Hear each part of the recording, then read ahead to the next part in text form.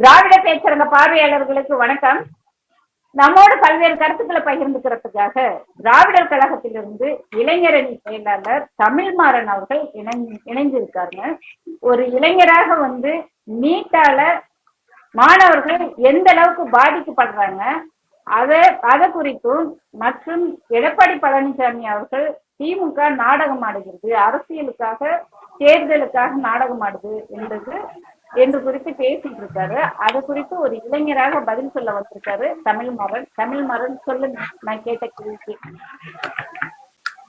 வணக்கம் தோழர், நல்லா இருக்கீங்களா? அது நல்லா இருக்கேன். இப்ப முதல்ல என்ன, திரு எடப்பாடி பழனிசாமி அவர்கள் எதிர்கட்சி தலைவராக இருந்து ஒரு எதிர்கட்சி தலைவர் என்ன செய்யணுமோ அதை கடந்த 4 ஆண்டு காலமா நீட்டை தவிர்த்து கூட மற்ற நடவடிக்கைகளை சரியா செஞ்சிருக்காரா அப்படின்றது மிகப்பெரிய கேள்வி.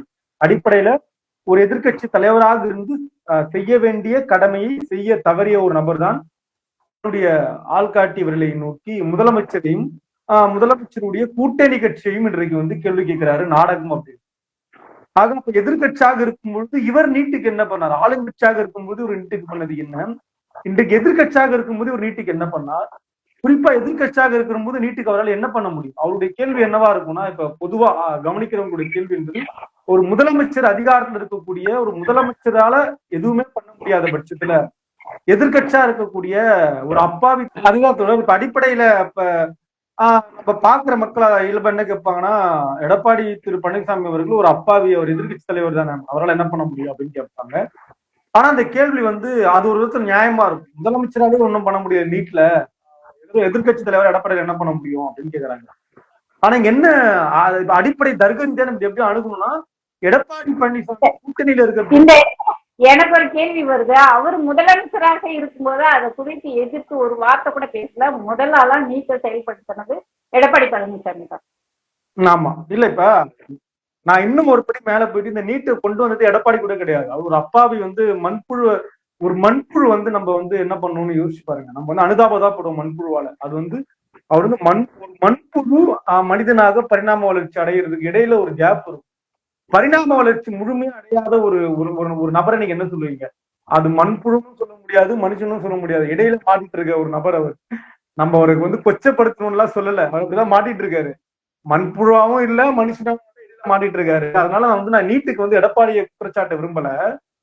இதற்கு முன்னாடி இருந்த வீரமங்கை அப்படியே ஜெயலலிதா ஒரு மிகப்பெரிய ஆளுமை, மோடியா லேடியான்னு கேட்டாங்க அப்படின்ற மாதிரி ஒரு ஊது குழல் அரசியல்ல இருக்கும்.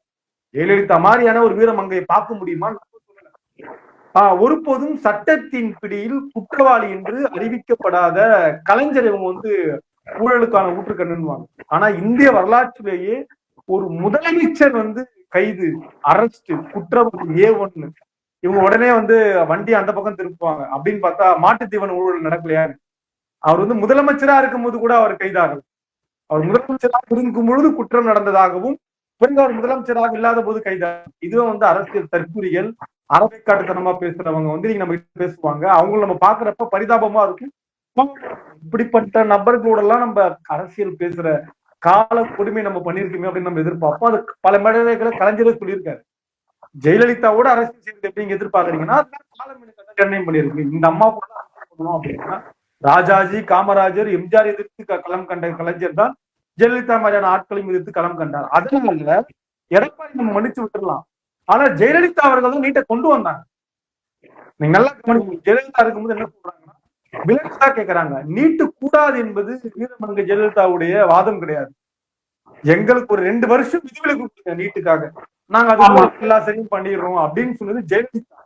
அதான் ஜெயலலிதா போட்ட சாபக்கேடு, அந்த விதையில முளைச்ச ஒரு காளான், ஒரு மண்புழு தான் இந்த எடப்பாடி. அப்ப எடப்பாடியில என்ன பண்ணணும்? அடிப்படையில எடப்பாடி உருவாக்கப்பட்டது நீட்டே ஜெயலலிதா கொடுத்த சாபம் தாங்க. எங்க அந்த அம்மாவத்துக்கு உள்ள 4 வருஷம் வச்சிருவாங்க. 4 வருஷம் நான் உள்ள இருந்தா அந்த அம்மாவோட வாழ்க்கை என்ன யோசிச்சு பாருங்க. ஏசி கார்ல பிறந்து ஏசி கார்ல நடமாடுறவங்க, ஏசி அறையில இருக்கவங்க, அவங்க வளர்ந்ததெல்லாம் தங்கத்தட்டுல சாப்பிட்டாங்கன்னு, தங்கத்தட்டு, தங்க டீஸ்பூன்ல சாப்பிட்டவங்க, ஊட்டி கால்வென்ட்ல படிச்சவங்க. அந்த அம்மாவுக்கு சிறையில இருக்க முடியுமா? யோசிச்சு பாருங்க. அப்ப நம்ம என்ன பண்ணுவோம்? நம்ம 4 வருஷம் காப்பாற்றணும் அப்படின்னா ஒட்டுமொத்த தமிழ்நாட்டு நலனையும் கொண்டு போய் அடகு வைக்கிறதுல அந்த அம்மாவை மிஞ்சின ஆளே கிடையாது. முதல்ல நம்ம தைரியசாலின்றதுலாம் அப்பட்டமான பொய். அந்த அம்மா அப்படி தன்னை அப்படி காமிச்சுக்கிட்டாங்க. அந்த அம்மாவுக்கு ஒரு லாபி இருக்கு. சென்னையில ராமசாமியில தொடங்கி, குருமூர்த்தியில தொடங்கி, சசிகலா தொடங்கி அந்த அம்மாவுக்கு ஒரு லாபி அந்த அம்மா உருவாக்குறாங்க. சுப்பிரமணிய சாமி உட்பட. அதுல அந்த லாபின் பேர் தான் பார்ப்பன லாபி. அந்த பார்ப்பனை லாபில அந்த அம்மாவை தூக்கி கொண்டாடினாங்க. ஆஹா, ஜெயலலிதானா இவ்வளவுதான் அப்படின்ற மாதிரி எஸ் டி சேகரும் பேசுவாரு, எச் ராஜாவும் பேசுவாரு, சுப்பிரமணிய சாமியும் பேசுவாரு. அது வந்து அது லாபி. இந்த லாபியுடைய தொடர் எதிர்ப்பை யாருன்னு பார்த்தா கலைஞர் தான். நீங்க கலைஞர் கொஞ்சம் பிசிறு தட்டினாலே கலைஞரை தூக்கி உடனே உள்ள அவர் மேல பழி போறதுக்கு இந்த லாபி தயாரா இருக்கும். அந்த வகையில நீட்டிலிருந்து விதிவிலக்கு பெற்ற தலைவராக அன்றைக்கு இருந்த குடியரசுத் தலைவர் கிட்ட கடிதம் மூலியமாக அதுக்கான விதிவிலக்கு பெற்ற தலைவராக கலைஞர் இருக்கு. ஏன்னா அவர் வளர்ப்பு அப்படிப்பட்ட வளர்ப்பு. பெரியாரிடமிருந்து தன்னை வளர்த்தெடுக்கிறார், அண்ணா கிட்ட பாடம் கற்கிறார். பிறகு தொண்டர்களா இணைஞ்சிருக்கக்கூடிய தலைவருடைய அரசியல் வாழ்க்கையை பாருங்க, ட்ராக்கை பாருங்க. அந்த தலைவர் இருந்திருந்தாருன்னா இன்னைக்கும் நீட்டு உள்ள வந்திருக்காரு. நம்ம அதுதான் பார்க்கணும். அப்படிப்பட்ட தலைவருடைய வார்த்தை தான் இருக்கக்கூடிய முதலமைச்சராக இருக்கக்கூடிய திரு முத்துவேல் கருணாநிதி ஸ்டாலினும் அவருக்கு பின்னாடி இருக்கக்கூடிய இளைத்தலைவர் உதயநிதி அவர்களும் நீட்டு நாங்க எதிர்க்கணும்ன்றாங்க. முதல்ல நீங்க அதுதானே நம்மளுக்கு கேள்வி. நாங்க நீட்டை ஏற்கல. இப்ப நான் மறுபடியும் கேட்கிறேன், இந்த எடப்பாடி பழனிசாமி எதிர்க்கிறேன்னு தானே சொல்லிட்டு இருக்காரு. இப்ப வரைக்கும் நான் எதிர்க்கிறேன்னு தானே சொல்றேன். ரொம்ப அவர் எதிர்த்ததெல்லாம் நாங்க பாத்துட்டோங்க. பயங்கரமா எதிர்ப்பாருங்க, ரொம்ப பயங்கரமா எதிர்ப்பாரு. அதான் சொல்றேன், அது வந்து காமெடி. அதெல்லாம் ரொம்ப நகைச்சுவை. அவர் எப்படி எதிர்க்கிறீங்க? நான் என்ன கேக்குறேன், நீங்க ஆட்சியில் இருக்கும்போது நீட்டு எதிர்த்து என்ன பண்ணீங்க? நீங்க முதலமைச்சரா இருக்கும்போது நீங்க என்னென்ன தீர்மானம் கொண்டு வந்தீங்க? நீங்க என்ன பண்ணீங்க? நீங்க முதல்ல நீங்க மேடம் அவரு வாயில இருந்து மோடி அமித்ஷான்ற பேரை முதல்ல வராது. நீங்க பாத்து தீர்மானம் போட்டு அனுப்புனாங்களே, ஒண்ணுமே உதவாத தீர்மானம் மேடம். நீட்டை எதிர்த்தவங்க என்ன தீர்மானம் போட்டாங்க? நீட் ஏதோ தீர்மானம் போட்டதா சொல்றா. அந்த தீர்மானம் என்னவா இருந்தது? நீட்டை எதிர்த்து ஒரு தீர்மானம் போட்டு அவங்க அனுப்புனாங்க. தீர்மானம் என்னவா இருந்தது? எங்களுக்கு நீட்டு வேண்டாம், நீட்டை வந்து நாங்க தமிழ்நாடு வந்து நிராகரிக்கிறதுக்கு திமுக இருக்கக்கூடிய தர்க்க ரீதியான ஆவணம் வந்து அவ்வளவு இருக்கு. ஏன்னா தமிழ்நாட்டுல இருக்கக்கூடிய மருத்துவ கட்டமைப்பு உருவாக்குறது திமுக. தமிழ்நாட்டு மக்களுடைய வரிப்பணத்துல வந்து இருக்கக்கூடிய கல்லூரி அது. அப்ப அந்த கல்லூரியில யாருக்கு முதலிடம் இருக்கணும்னா தமிழ்நாட்டை சார்ந்த மாணவனுக்கும் மாணவிக்கும் இடம் கொடுக்கணும். ஏன்னா அது அவங்களுடைய உழைப்புல வந்த பணம். அது ஒரு ரிக்ஷா ஓட்டுற அப்பா தன்னுடைய மகன் மருத்துவமனையா வரணுன்றதுக்காக டாக்ஸ் பே பண்றாரு இல்லையா? டாக்ஸ் பே பண்ண தமிழனுடைய பணத்துல உருவான மருத்துவக் கல்லூரியில் தமிழ் படித்த பிள்ளை வரணும்ன்றது தர்க்க ரீதியா அணுகிறது. புரியுதுங்களா? எடப்பாடி இருந்தது எப்படின்னா, ஐயா நீங்க கொண்டு வந்து தொலைச்சிட்டீங்க, நீங்க வேற வழி தெரியல, ஆனா எங்க நாட்டுல வந்து யாரும் ஒத்துக்க மாட்டாங்க, இதுக்குதான் எதிர்கட்சி அரசியல் பண்றாங்க, அதனால தயவு செஞ்சு உங்க காலை பிடிச்சி கெஞ்சிரும் ஐயா, அரசியல் பண்றதுக்காக எங்களுக்கு நீங்க நீட்ல இருந்து திரும்ப விலக்கு கொடுங்கன்னு கேக்குற எடப்பாடி எங்க? நான் சொல்றது புரியுதுங்களா உங்களுக்கு? அரசியல் பண்றாங்க எதிர்கட்சி, தயவு செஞ்சு கொடுங்க அப்படின்னு கேக்குற எடப்பாடி எங்க? நான் அரசியல் பண்ணல, நான் பண்றது வந்து வரலாற்று ரீதியான போராட்டம். நான் எதிர்கட்சியா இருந்தாலும் நீட்டை எதிர்ப்பேன், ஆளுங்கட்சியா இருந்தாலும் நீட்டை எதிர்ப்பேன், ஆட்சியே போனாலும் நீட்டை எதிர்ப்பேன். இதுதான் இன்னைக்கு முதலமைச்சர். அப்ப நாங்க கொள்கை ரீதியா நாங்க அணுகுவோம், அரசியல் ரீதியா நாங்க அணுகல. திமுக காரங்களுக்கு அரசியல் சொல்லி கொடுக்குற தகுதி இந்தியாவிலேயே யாரும் கிடையாது. எங்களுக்கு அரசியல் பண்ணவும் தெரியும், கொள்கை ரீதியா மக்கள்கிட்ட கருத்தை கொண்டு போய் சேர்க்கவும் தெரியும். அந்த அளவுக்கு தலைமை கட்டமைச்சு ஒரு கலைஞர் ஒரு எழுத்து எழுதுறாருன்னா கடைக்கோடியில ரிக்ஷா ஓட்டிட்டு இருக்க தொண்டனுக்கு அதனுடைய பொருள் புரியும். அப்படி தயார் பண்ணாருங்க. தயாரிப்புன்னு இருக்குல்ல, கடைக்கோடி தொண்டன் இருப்பான், அவனுக்கு ஒரு நாளைக்கு கூலியா 50 ரூபா 60 ரூபா தான் இருக்கும். ஆனா கலைஞர் சிந்திக்கிறது இவன் புரிஞ்சுப்பாங்க. அந்த ட்ராக் இருக்கு பாருங்க, அந்த ட்ராக் நான் தான் சொல்றேன், திருப்பி திருப்பி திமுக மத்த அரசு முடியாது. இன்றைக்கு இருக்க பிஜேபிக்கு நம்ம பாடம் காமிச்சிட்டு இருக்கோங்க, தண்ணி காட்டி என்னென்னமோ பண்றாங்க. பல்ட்டி அடிச்சு அவங்களால கேரளாவில கூட போக முடியும், தமிழ்நாட்டுல வர முடியுது. அது காரணம் யாரு? அதுக்கு காரணம் நீங்க நம்ம கிட்ட இருக்க முதலமைச்சர். அது பல முறை சொல்லுவேன், என்ன கேட்பாங்க, கலைஞருக்கு நிகரா பேச முடியுமா முதலமைச்சரா அப்படின்னு கேட்பாங்க இன்னைக்கு இருக்க ஸ்டாலின். அதுக்கெல்லாம் அவங்க கலைஞரை உயர்வா பேசல, கலைஞரை வச்சுட்டு இருக்க முதலமைச்சரை மட்டும் தட்டுவாங்க. ஆனா நான் நேற்று கூட முகநூல்ல எழுதியிருந்தேன், எனக்கு பொறுத்த வரைக்கும் 5 கலைஞருக்கு சமம் இருக்கக்கூடிய முதலமைச்சர் ஸ்டாலின் எழுதியிருந்தேன். நீங்க உங்களோட அக்கறை நீங்க என்னன்னு தெரியும், நீங்க முதலமைச்சரை மட்டும் தட்டணும்னு பாருங்க, அதெல்லாம் கிடையாது. கலைஞர் கூட நீங்க, நான் வெளிப்படையா சொல்றேன், நான் கலைஞரை கொண்டாடுறோம், நம்ம நேசிக்கிறோம், நம்ம ரத்தத்துல இருக்க தலைவர், அதெல்லாம் தாண்டி கலைஞர் கூட தொடர்ந்து இத்தனை தேர்தலில் ஜெயிச்சது கிடையாது. ஒரு எதிர்கட்சி தலைவரா வராருங்க, மெஜாரிட்டி எதிர்கட்சி தலைவர். கட்டமைச்சது இல்லையே கலைஞர் கூட பண்ண மாட்டாருங்க. கொஞ்சம் கோவப்பட்டுருவார் தலைவர், கொஞ்சம் கோவப்பட்டு ஆமா. என்னையா இதயத்துல இடம் இருக்கு போயான்றாரு. ஆனா இந்த முதலமைச்சர் பாருங்க, 2016 ஆகஸ்ட் கட்சி தலைவர் அவர். 2019 மிகப்பெரிய வெற்றி, மிகப்பெரிய வெற்றி. நான் மறுபடியும் சொல்லுவேன், அவங்க சொல்லுவாங்க ஜெயலலிதா இல்லாம ஸ்டாலின் ஜெயிச்சிட்டாருன்னு. 3 ஜெயலலிதா இருக்காங்க அங்க. ஜே.பி. நட்டா, அமித்ஷா, மோடின்றும் 3 ஜெயலலிதா. நான் அதுதான் சொல்லுவேன், ஒரு ஜெயலலிதா ஜெயிக்கிறது எனக்கு பெரிய விஷயம் கிடையாது. 3 ஜெயலலிதா, நட்டா, அமித்ஷா, மோடி, 3 ஜெயலலிதா எதிர்த்து 19 நாங்க ஜெயிக்கிறோம். உள்ளாட்சி தேர்தலில் ஜெயிக்கிறோம் நாங்க. கோயம்புத்தூர்ல 110க்கு 90 வார்டு திமுக ஜெயிச்சிருக்கீங்க. செந்தில் பாலாஜி உள்ளங்க, செந்தில் பாலாஜி உள்ள வச்சுட்டு, செந்தில் பாலாஜி உள்ள இங்க 90 தொகுதியில நாங்க ஜெயிக்கிறோம் நாங்க. புரியுதுங்களா? திமுக கிட்ட இருந்து அரசியல் கத்துக்குங்க நீங்க, அவ்வளவுதான். கத்துக்க மாட்டாங்க, அந்த அளவுக்கு கத்துக்கிறதுக்கு அறிவும் கிடையாது அடுத்த தலைமுறைக்கு, அது வேற விஷயம். பிறகு 2021 இன்னைக்கு முதலமைச்சர் ஜெயிக்கிறாரு, தனி மெஜாரிட்டியோட ஆட்சி அமைக்கிறார். 137 சட்டமன்ற தொகுதியை திமுக கையில வச்சிருக்குங்க. இவங்களால புடிங்க எடுக்க முடியாதா? நான் இன்னொன்னு சொல்றேன், இந்த முதலமைச்சர் நேர்மையற்ற முதலமைச்சராக ஜெயலலிதா மாதிரி இருந்திருந்தா 2018 திமுக ஆட்சிங்க. நீங்க உண்மையா இல்லையா? நீங்க 2018 திமுக ஆட்சி வந்திருக்கும். கண்டிப்பா வந்து அப்படி ஒரு முதலமைச்சர் போலங்க. அவர் என்ன கத்துக் கொடுக்குறாருன்னு பாத்தீங்க, அதுதாங்க ஆரம். தான் எடுக்கிற முடிவு கடைக்குடி தொண்டனை பாதிக்கும். நாளைக்கு ஒரு அதிமுககாரர் சொல்லுவான்ல பகுதியில இருக்காங்க, என்ன ஆட்சியை இந்த பொசிஷன்ல இருந்திருந்தா அவங்க எல்லா வேலையும் பண்ணிட்டு அவங்க சார்ஜ் எடுத்துருந்துருப்பாங்க. பண்ணிருக்கோம். அந்த அம்மா எம்ஜிஆர் இருந்தாலே பண்ணிருக்கோங்க. மோடிக்கு லெட்டர் அனுப்பியிருக்கோம். பிரதமருக்கு கடிதம் எழுதுனீங்க தானே. அதெல்லாம் சொல்ல வந்த மோடிக்கு எதையும் 3 லெட்டர் பறந்துருக்கும். மோடிக்கு, நட்டாக, அமித்ஷாக்கு என்னுடைய வளர்ச்சியில் பொறாமைப்படுகிறார் எம்.ஜி. ராமச்சந்திரன், அந்த மாதிரி லெட்டர் போட்டுக்கோ அந்த அம்மா. புரியுது? அதனால இந்த அம்மாவெல்லாம் நம்ம திருப்பி அந்த அம்மா இறந்துட்டாங்கன்னு அதுக்காக நம்ம அந்த அம்மாவை சொல்லல. தகுதி நான் சொல்றேன், நீ இந்த முதலமைச்சரை சுத்தி காட்டுறதுக்கு என்ன தகுதி இருக்குன்ற நான். அதனால ஒரு 5 கலைஞர் சமூகம் இந்த முதலமைச்சர். இன்னைக்கு இருக்கக்கூடிய முத்துவேலு கருணாநிதி ஸ்டாலினுக்கு பின்னாடி பெரியார் இருக்காரு, அண்ணா இருக்காரு, எங்க தலைவர் கலைஞர் இருக்காரு, அண்ணல் அம்பேத்கர் இருக்காரு, இன்னைக்கு நீங்க பாக்குற ஸ்டாலின் இருக்காரு. புரியுதுங்களா? அந்த 5 முகத்துடைய உருவமா ஸ்டாலின் இருக்கிறதுனாலதான் நான் கருத்து ரீதியாக, உரிமை ரீதியா திமுக எதிர்த்து. நீங்க அடிப்படையில் கல்வி என்பது மாநில பட்டியலுக்கு நீங்க கொண்டு வரணும்ன்றதுல எங்களுக்கு ஒரு உணர்வு இருக்கு, எங்களுக்கு வலி இருக்கு. எங்க கிட்ட இருந்து நீங்க புடுங்கும் பொழுது நாங்க வலிச்சோம், அழுத தலைவர் கச்சத்தீவுக்காக என்ன பண்ணாரு இன்னைக்கு கேட்க. கச்சத்தீவுக்காக போராடிய தலைவர், போராடிய இயக்கம், அது கொடுத்தது யாரு, போராடிய இயக்கம் யாருன்றது மறுபடியும் அதுதான் சொல்றாங்க. குறைந்தபட்சம் திமுக எதிர்க்கக்கூடியவர்கள் ஒரு நாளுக்கு ஒரு நீங்க திமுக எதிர்த்து பேச அண்ணா திமுக காரனை கேளுங்க, இல்ல நாம் தமிழரை கேளுங்க, இப்ப புதுசா கட்சி தொடங்கி இருக்க நடிகரை கேளுங்க. நீங்க ஒரு நாளைக்கு வாசிக்கிற நியூஸ் பேப்பர் பேரை மட்டும் கேளுங்க. நம்ம இந்த விவாதத்திலேயே நம்ம மொட்டை கூட அடிச்சுக்கலாம், டிக்ளேர் பண்ணிட்டு 5 பேப்பர் பேர் சொல்ல மாட்டான். தினகரன் சொல்றவன் தினமலர் சொல்ல மாட்டான், தினமலர் தினத்தந்தி சொல்ல மாட்டான், தினத்தந்தி சொல்றவனுக்கு ஹிந்து தெரியாது, வாயில வராது, பேப்பர் பேர வராதுங்க. 5 படத்தோட பேரை சொல்லுவான் டக்கு டக்கு டக்குன்னு. இவன மாதிரியான தற்போது எங்க. ஆனா பயிற்சி இருக்கிற தலைவர் நீங்க யோசிச்சுக்காங்க. அந்த வகையில நாங்க உரிமை ரீதியாக நாங்க என்ன எதிர்க்கிறோம்னா, தமிழ்நாட்டுடைய மாநில பட்டியல்ல கல்வி வரணும், முதல் அதிகாரம்.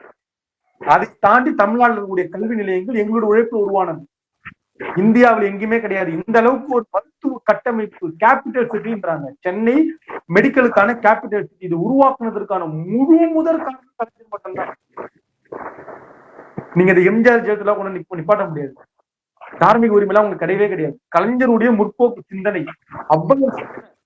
எதிர்காலத்துல என்ன பிரச்சனை வரும்னு தலைவருக்கு தெரியும். நம்ம இந்த அளவுக்கு பேசுறோம், திராவிடத்தை பேசுறோம், நாளைக்கு மோடி மாதிரி, அமித்ஷா மாதிரி, நட்டா மாதிரி 4 பேர் வருவான்றத யூகித்த தலைவர் தான் அன்னைக்கு இருந்த கலைஞர் அவர். இன்னைக்கு நம்ம கிட்ட அவ்வளவு அமைப்பு இருக்கு. இதை குறைக்க இடத்துல நீங்க பிஜேபி. அப்ப இந்த பாடத்தை நாளைக்கு 9ஆம் தேதி அனைத்து கட்சி கூட்டம் கூட்டுற முதலமைச்சருக்கு கூட்டுறதுக்கு தகுதி இருக்கு, திறமை இருக்கு, இவர் கூட்டம் வருவாங்க.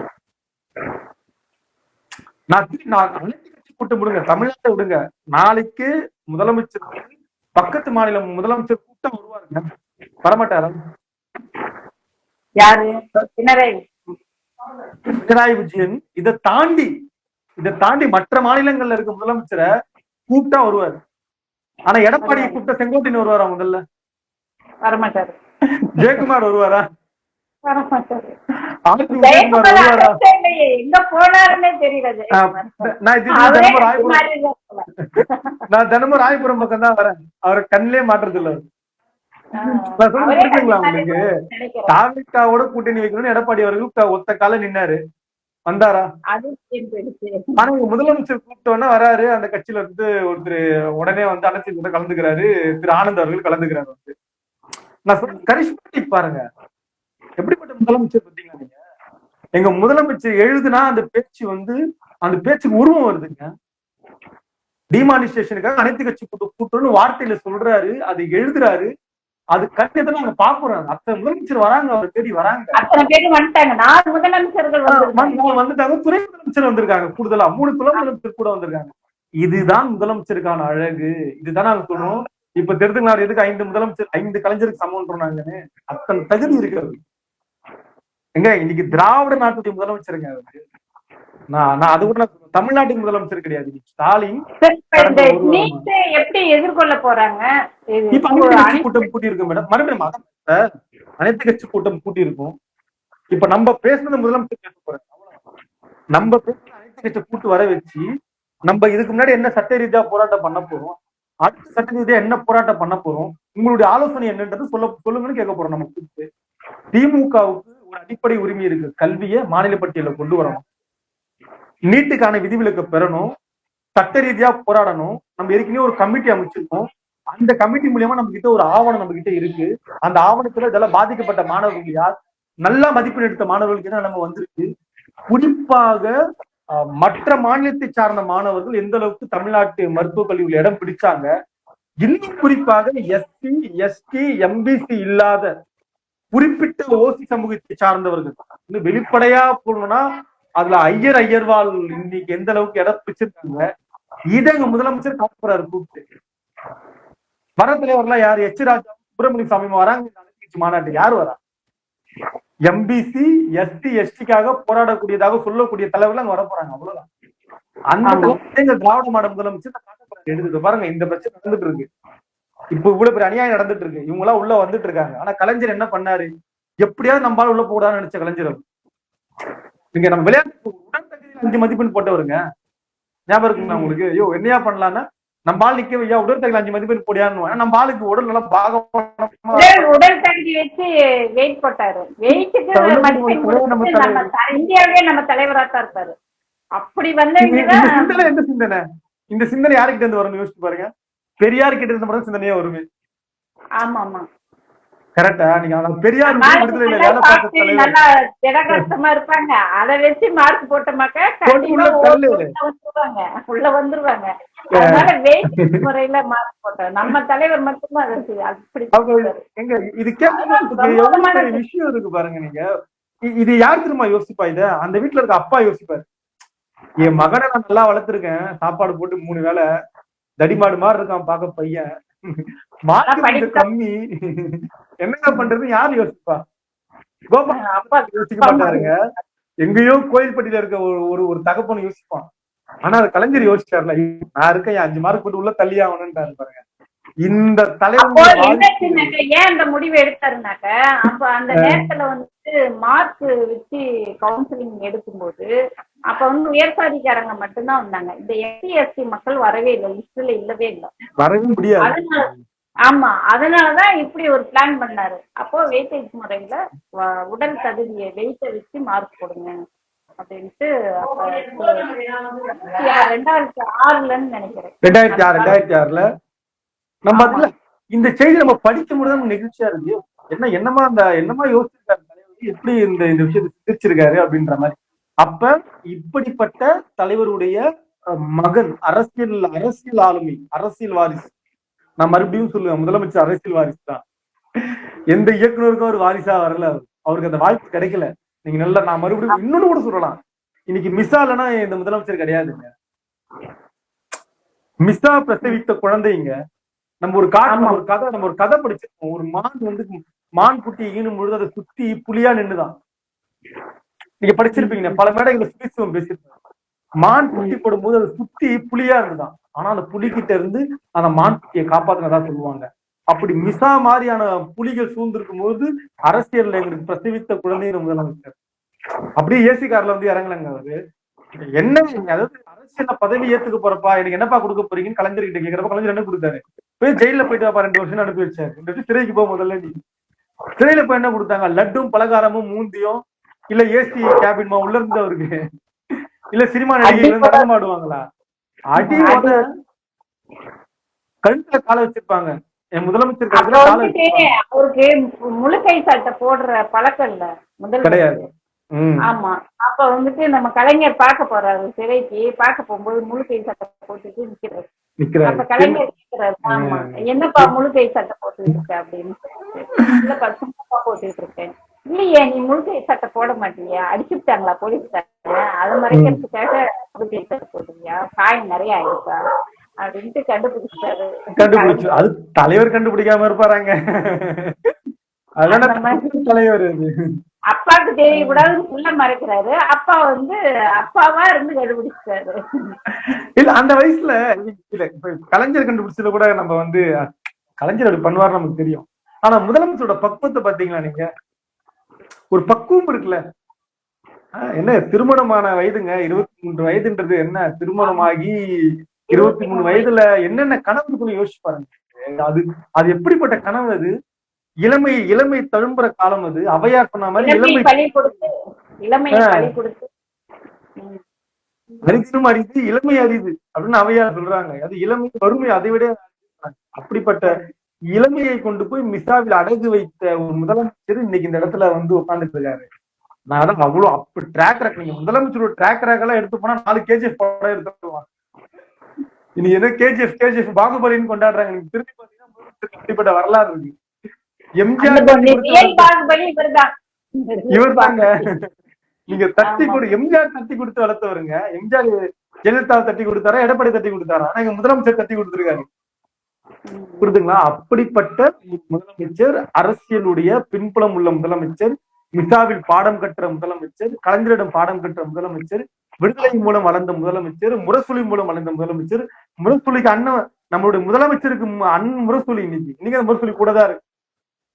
சரிங்களா? அண்ணன் துணையோட இருக்காருங்க. என்ன பண்ணுவாங்க, இந்த முரசொலியில ஆள் அதிகம் வரமாட்டாங்க. அந்த நேரத்துல வந்துட்டு ஆள் இல்லாததுக்கு வீட்டுல இருக்கிறவங்க எல்லாம் கூட்டிட்டு போய் அந்த பேப்பர் மடிக்கிற வேலை, இந்த ப்ரெஸ்ல வேலை செய்யறதுக்கு எல்லாம் கொடுப்பாங்க. அப்ப இவங்க எல்லாரும் ஸ்கூலுக்கு போய் வந்த உடனே பார்ட் டைம் ஜாப்பா முரசொலியில போய் வேலை செய்வாங்க. ஆமா, நம்ம முதல்வர், அவங்க அமுத்து, அழகிரி அண்ணன், இவங்க எல்லாரும் அங்க போய் வேலை செய்வாங்க. அந்த சின்ன வயசுல கூட அவங்க வந்து ஓய்வா, மற்ற பிள்ளைங்க மாதிரி ஓய்வா இருந்ததில்ல. விவரம் தெரிஞ்ச நாள்ல இருந்தே கழக பணியாற்றிய பழக்கப்பட்டவங்க தலைவர். அதாவது அந்த வயசுலயே அண்ணனுக்கு உதவியா இருந்திருக்காங்க.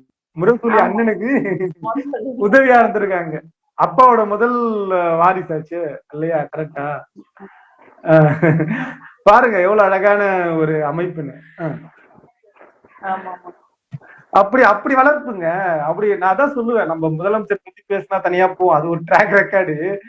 இந்த மாதிரி தற்குறிங்க கிட்ட நம்ம பாடம் எடுக்க வேண்டியதா இருக்கு. வேற ஒண்ணும் இல்ல. நம்ம இவ்வளவு பேசுறதுக்கான காரணம் என்னன்னா, தற்குறிங்களா நீட்டுக்கு அனைத்து கட்சி கூட்டம் கூட்டுறாரு. கூட்டத்துக்கு ஒரு எடப்பாடியோ அல்லது நடிகர் விஜயோ இல்ல சீமானோ எல்லாம் கிடையாது. இவரு அமித்ஷாவும் கிடையாது. இவரு வந்து கலைஞருடைய அரசியல் வாரிசு. இந்த போர் தவன் பண்ணுவாங்க. நீங்க மகாபாரதத்துல பீஷ்மர் எதுக்கு களத்துல நிப்பாட்டணும்னு கேக்குறப்ப அர்ஜுனன் சொல்லுவாராம், போர் தழும்பு இருக்கு தாத்தாவுடைய உடம்புலன்னு வரான். அந்த மாதிரி முதலமைச்சரோட கையை நீங்க மடிச்சு பாத்தீங்கன்னா பின்னாடி ஒரு தழும்பு இருக்கும். சாதாரணமான தழும்பு கிடையாது அது. முதலமைச்சருக்கு அவருக்கு அன்னைக்கு போட்ட டிக் அது. இன்னைக்கு அவர் முதலமைச்சரா இருக்காரு. ஆக அனைத்து கட்சி கூட்டம் என்பது எல்லாரையும் அழைச்சி நமக்கு இந்த 5 ஆண்டு காலமாக இந்த தமிழ்நாட்டுக்கு எதிராக நடந்த கொடுமை என்ன, அது அடுத்து செய்தியா வரும்ல, அது அடுத்து முற்படுத்த செய்தியா வரும்ல. அது நீங்களும் நானும் அந்த அனைத்து கட்சி கூட்டத்துல எத்தனை பிள்ளைங்க இறந்துருக்காங்க அந்த டேட்டா வைப்பாங்களே, எத்தனை பிள்ளைங்க எடுப்பாங்க. இப்போ ஒரு பிள்ளை இறந்துருக்கலாம் 1 மாசம் முன்னாடி நீட்டுக்காக. ஒரு பொண்ணு இறந்துருக்கு, நேற்று ஒரு பாப்பா இறந்துருக்கு. இப்ப நீங்களும் இப்ப நம்ம அடுத்து என்ன பண்ணுவோம்? அனைத்து கட்சி கூட்டம் கூட்டி அந்த கூட்டத்தில் எடுக்கப்பட்ட தீர்மானத்தை தமிழ்நாடு முழுக்க வீடு வீடாக தீர்மானம் பிரச்சாரத்தை திமுக ஏற்பாடு பண்ணுமா இல்லையா? பண்ணுவாங்க. டிமானிசேஷனுக்கு பண்ணாங்களே, தீர்மானம் பண்ணுவோம்ல, மறுபடியும் கொண்டு போய் சேர்ப்போம்ல, மக்கள்கிட்ட புரட்சியை கொண்டு வருவோம்ல, மறுபடியும் மக்கள் களத்துல நிப்பாங்கல்ல, என்ன பண்ணுவாங்க? திருப்பி 2026ல வாயில எதை கப அடிக்கணுமோ அதை கப அடிப்பாங்க, அவ்வளவுதான். அழுத்தம் கொடுக்குறோம் நாங்க. எடப்பாடி பழனிசாமி ரொம்ப ஈஸியா சொல்லிட்டாரு தேர்தலுக்காக இவங்க பண்றாங்கன்னு. ஆனா திராவிடர் கழகத்தோட வரலாறு, ஒரு பிரச்சனையை கையில் எடுத்தா அது வெற்றி பெற வரைக்கும் தொடர்ந்து போராட்ட களத்துல இருக்கிறது தான் திராவிடர் கழகம். பெரியார் வந்துட்டு சட்ட எரிப்பு போராட்டம் பண்ணாரு.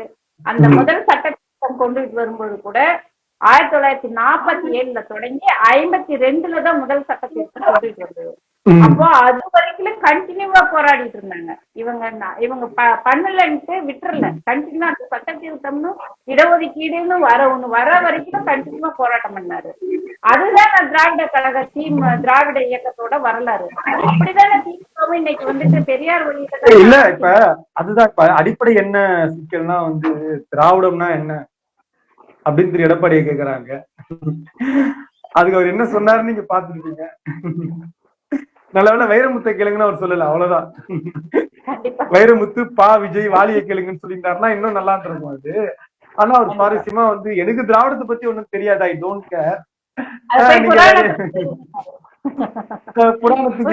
புராணத்துக்கு எதிரான திராவிட இயக்கம் அது ஒரு பக்கம் இருக்கு, அது புராணத்துல இருக்கும். அதனால நீங்க அதுதாங்க நீங்க நான் இந்த பதிவுக்காக நான் சொல்றேன். வழக்கமா நம்ம சீட்டு கட்டுல 13 சீட் இருக்குமா, 13 சீட்ல நம்ம 2 ஜோக்கர் 3 ஜோக்கர். ஆனா நீங்க திமுகவுக்கு எதிராக இருக்க 13 சீட்டுமே ஜோக்கர் யோசிச்சு பாருங்க. இப்ப அண்ணாமலைன்ற ஒரு ஜோக்கர் எக்ஸ்பெரிமெண்ட் ஆக போகுது, எடப்பாடி ஜோக்கர் இருந்துட்டே இருக்க போகுது. அதனால போற மாதிரி ஒரு இஷ்யூ இருக்கு, அவரு பதிலா செங்கோட்டையன் வர மாதிரி ஒரு இஷ்யூ போயிட்டு இல்ல. அது நடந்தது உண்மை. நமக்கு என்ன, இப்ப நான் வந்து ஒரு வலைக்காட்சியில நான் செய்தியாளரா இருக்கிறதுனால செங்கோட்டையன்னு போய் காலில் விழுந்திருக்காரு. ஆனா எடப்பாடி வந்து ஒரு படி மேலே காலில் விழுந்து கூடுதலா அதை வேலை பார்த்திருக்காருன்றாங்க. அதனால நீங்க வந்து கால் நீளமா கை நீளமா நாக்கு நீளமான்ற போட்டியில எடப்பாடி தான் ஜெயிச்சதா தகவல் வருது. அதனால அவருக்கு அது பழக்கம் இருக்கு. நம்ம தலைவரை குச்சப்படுத்தணும்னு ஆசைப்படல, இப்படிப்பட்ட ஆள் தாங்க இருக்காங்கன்றாங்க. பதவிக்காக அது எம்ஜிஆருடைய பாடல் வரும், வாழ்வுக்கும் தேவைக்கும் பதவிக்கும் வசதிக்கும் ஊரார் கால் பிடிப்பார்னு. இது வந்து கால் பிடிக்கிற கோஷ்டி டெல்லியில போய் கால் பிடிச்சிருக்கு. அதனால வந்து நீங்க அவ்வளவு சீட் செங்கோட்டையெல்லாம் வரமாட்டாரு. செங்கோட்டையன் அண்ணாமலை அனுப்பின ஆள் தான். அண்ணாமலைக்கு ஒரு எண்ணம் வந்தது, செங்கோட்டையனை தூது விட்டாரு. அதுக்கப்புறம் செங்கோட்டையன் போனாரு. மத்தியில வந்து குடுக்க வேண்டிய மரியாதை கொடுத்து அமிச்சாங்க. இப்பதான் இந்த நாயை நாங்க அடிச்சு அமைச்சிருக்கோம், கண்டால அடுத்து இவன் பேசிட்டு நீ வரியா, நீ திரும்பி போனாங்க எடப்பாடியை பாத்துக்கிறோம் அப்படின்ட்டாங்க. எடப்பாடியா இருக்க போறாரு, அது ஒண்ணும் பிரச்சனை கிடையாது. அவர் இருந்துட்டு போட்டோம். நம்ம ஒண்ணும் அதிமுக இருக்கக்கூடாதுன்னு நினைக்கிற கட்சி கிடையாது. வாழ்வாங்கு 100 ஆண்டு காலம் அதிமுக வாழணும் அப்படின்றத நானும் மனசார ஆசைப்படுறேன். இந்த ஊடகத்துல வந்து நீங்க ரொம்ப நாள் இருங்க, நீடூடி இருங்க, நல்லா இருங்க, இருந்து பாருங்க. அனைத்து கட்சி கூட்டம் நடக்கும், அனைத்து கட்சி கூட்டத்துல தீர்மானம் கொண்டு வருவோம், தீர்மானத்தை கொண்டு போய் தமிழ்நாடு முழுக்க கொண்டு போய் சேர்ப்போம். இன்னும் ஒரு படி மேல இந்தியா முழுக்க இருக்கக்கூடிய முதலமைச்சர்கிட்ட கொண்டு போய் நாங்க கொடுப்போம். அனைத்து கட்சி கூட்டத்தை முடிஞ்சா நாங்க அவங்களே அழைச்சு நாங்க புரிந்து பேசுவோம். நீட்டு இந்த தமிழ்நாட்டை விட்டு நீட்டு விலக்கி முடிச்ச உடனே அதிமுக இருக்க எடப்பாடி பழனிசாமி அன்னைக்கு எதிர்கட்சியா இருந்தா அதை பார்க்கணும். அன்னைக்காவது ஒரு நீட்டை நீக்கின உடனே ஒரு 4 வார்த்தை நல்லதா பேசினா நல்லா இருக்கும். ஆனா அன்னைக்கும் அவர் ஏதாவது சொல்லுவாருன்னு நினைக்கிறேன். அது என்னன்றத இருந்து பார்ப்போம். அதிமுகவை சார்ந்த பிள்ளைங்களும் நீட் இல்லாத ஒரு தேர்வுல வந்து பங்கெடுத்து தமிழ்நாட்டுல மருத்துவராக மாறுவார்கள். அதனால இந்த முதலமைச்சர் வந்து வெற்றியே பார்க்க முதலமைச்சர் கிடையாது, தோல்வியில இருந்து பாடம் கட்டுற முதலமைச்சர். நீட்டுக்கும் நாங்க முடிவு கட்டுவோம். கூடுதலா இன்னைக்கு டபுள் என்ஜினா இன்னைக்கு எங்க இளந்தலைவர் இருக்காரு பக்கம். அதனால தொட்டதெல்லாம் வெற்றி, கவலையே இல்லை. அடுத்து பால் ஒரு கைக்கு தான் மாறுது. அதனால இவராவது பவுண்டரிக்கு தாண்டி அடிப்பாரு. ஆனா எங்க துணை முதலமைச்சர் வந்து பவுண்டரியில ஏரியா தாண்டி பால் பாரு. இதுக்கப்புறம் பொறுத்திருந்து பார்க்கலாம் என்ன நடக்குது அப்படின்றது. ரொம்ப நன்றி தோழர், நன்றி தோழர், நன்றி. தமிழ்மாறன் ரொம்ப நன்றி. பல்வேறு கருத்துக்களை மிக சிறப்பா நகைச்சுவையா கொண்டு போனீங்க. நன்றி, நன்றி, நன்றி, நன்றி, நன்றி. சந்திப்போம், மீண்டும் சந்திப்போம். நன்றி தோழர்.